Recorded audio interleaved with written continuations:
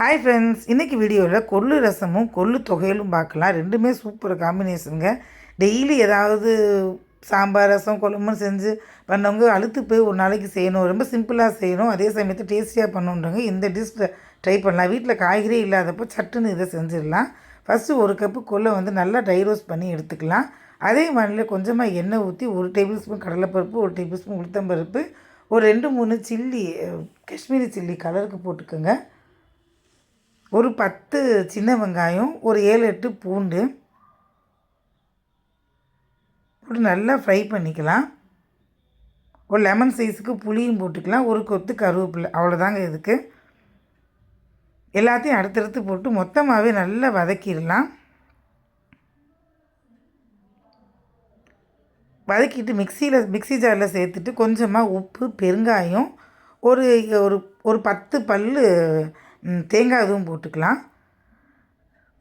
இப்போ dry roast பண்ணி வச்சுருக்கிற கொள்ளை இதில் சேர்த்துக்கோங்க. கொள்ளு எல்லாருக்குமே செட் ஆகும் சொல்ல முடியாது. பயிற்சி பாபு இருக்கிறவங்களுக்குலாம் இது டைஜஷன் ஆகாது. கொஞ்சம் வயசானவங்களுக்குலாம் டைஜஷன் ஆகாது. அந்த மாதிரி இருக்கவங்க இந்த மாதிரி கொள்ளு தொகையல் ரசம் பண்ணி கொடுத்தீங்கன்னா மிளகு, ஜீரகம், இந்த பூண்டு, சின்ன வெங்காயம்லாம் சாப்பிடும்போது வயிறு எதுவும் பிரச்சனை பண்ணாது. தேங்காய் கடைசியில் ஆப்ஷனல் தான். உங்களுக்கு ஒரே நாளில் வேணுன்றவங்க தேங்காய் இது சேர்த்துக்கலாம். இல்லை 2-3 நாள் வச்சு சாப்பிடணும், தேங்காய் அவாய்ட் பண்ணிக்கலாம். ஸோ நெக்ஸ்ட்டு கொள்ளு ரசத்துக்கு பார்க்கலாம். நான் கொள்ளு 1 கப்பு கொள்ளை 2 தக்காளி போட்டு 3-4 விசில் இதில் குக்கரில் வச்சு எடுத்திருக்கேன். நல்லா மசியணும். ஒரு மிக்ஸி ஜாரில் கொஞ்சமாக மிளகு, ஜீரகம், அப்புறம் மல்லி, ஒரே ஒரு பச்சை மிளகா, கொஞ்சம் ஒரு கொத்து கருவேப்பிலை, ஒரு 10-15 பூண்டு, கொஞ்சமாக கொத்தமல்லி எல்லாத்தையும் போட்டு குழன்னு ஆட்டிக்கலாம். அப்புறம் ஒரு லெமன் சைஸ் அளவுக்கு புளி இந்த மாதிரி கரைச்சிருக்கேன். பிழிஞ்ச சக்கையெல்லாம் எடுத்துடலாம். நெக்ஸ்ட்டு அந்த இது கிரைண்ட் பண்ணி வச்சு குறன்னு ஆட்டி வச்சுருக்கிற அந்த இதையும் போட்டுடலாம். மிளகு, ஜீரகம் அந்த இதையும் போட்டுட்டு கொஞ்சம் மிக்ஸி கழுவி ஊற்றிக்கலாம் அதில். அவ்வளோதாங்க. இது தக்காளி நம்ம நல்லா இது பண்ணியிருக்கோம்ல, அதையும் போட்டுக்கலாம். இந்த கொள்ளு வேக வச்ச தண்ணியை மட்டும்தான் ஊற்றணும்.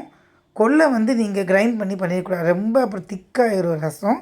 தண்ணி மட்டும் போதும். வேணுன்ற இன்னும் கொஞ்சம் அதில் தண்ணியை ஊற்றி பண்ணிக்கலாம். அந்த கொள்ளை மட்டும் அரைச்சி போட்டுறாதீங்க, நல்லா இருக்காது. நம்ம கையில் அந்த தக்காளியை பசைஞ்சு விட்டுட்டோம்னா சூப்பரான கொள்ளு ரசம் ரெடி ஆயிருங்க. ரொம்ப டேஸ்ட்டாக நல்லாயிருக்கும், டைஜஷனுக்கு நல்லாயிருக்கும். நல்லா மழை பெஞ்சிருக்கிற சமயத்தில் நல்லா சூடாக இது வச்சு ஒரு சுட்டாப்பில் வச்சு சாப்பிட்டிங்கன்னா டேஸ்ட் வேறு லெவலில் இருக்கும். கொஞ்சமாக மஞ்சள் பொடி, உப்பு, நான் கொஞ்சம் வீட்டில் பண்ண ரசப்பொடியும் சேர்ப்பேன். இந்த ரசப்பொடி என்னோடய வீடியோ போட்டிருக்கேன், சேனலில் பார்த்துக்கோங்க ப்ளீஸ். ஒரு 1/2 ஸ்பூன் மட்டும் ரசப்பொடி போடுவேன். அவ்வளோதாங்க. ஸ்டவ்வில் வச்சிடலாம். நல்லா கலந்து நுரைச்சி வரும்போது ஆஃப் பண்ணிடலாம். அவ்வளோதான், கொள்ளு ரசம் ரெடி ஆயிடுச்சு. ரசத்துக்கு நல்லா தாளிக்கலாம். எப்பயுமே நான் இரும்பு வாணலியில் இரும்பு கரண்டி அந்த மாதிரி தாளிங்க நல்லாயிருக்கும். கொஞ்சமாக நெய் ஊற்றிட்டு கடுகு, ஜீரகம், பெருங்காயம், கொஞ்சமாக கருவேப்பிலை போட்டு தாளித்து அதில் கொட்டிடலாம். அவ்வளோதாங்க, ரசம் ரெடி ஆயிடுச்சு. சூப்பரான கொள்ளு ரசமும் கொள்ளு தொகையிலும் இன்றைக்கே பண்ணி சாப்பிட்றலாங்களா? மழை பெஞ்சிட்டு இருக்கும்போது நல்லா சாப்பிட்டா சூப்பராக இருக்கும் அந்த டிஷ்ஷு.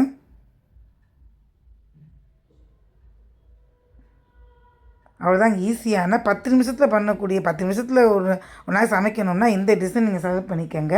ஆனால் கெட்டியாக நல்லா அரைச்சிட்டு சூடான சாதத்தில் நல்லெண்ணெய் ஊற்றி சமைச்சு பிசைஞ்சு சாப்பிட்டிங்கன்னா சூப்பராக இருக்கும். பசங்களுக்கு இந்த மாதிரி பண்ணி கொடுங்க. கொள்ளுன்னு சொல்லிடாதீங்க, வேறு தேங்காய் தொகையில் அந்த மாதிரி சொல்லி பண்ணிங்கன்னா பசங்க கண்டிப்பாக சாப்பிட்ருவாங்க. உடம்புக்கு ரொம்பவே நல்லது. இன்றைக்கி எங்கள் வீட்டோட சமையல் இது தான்.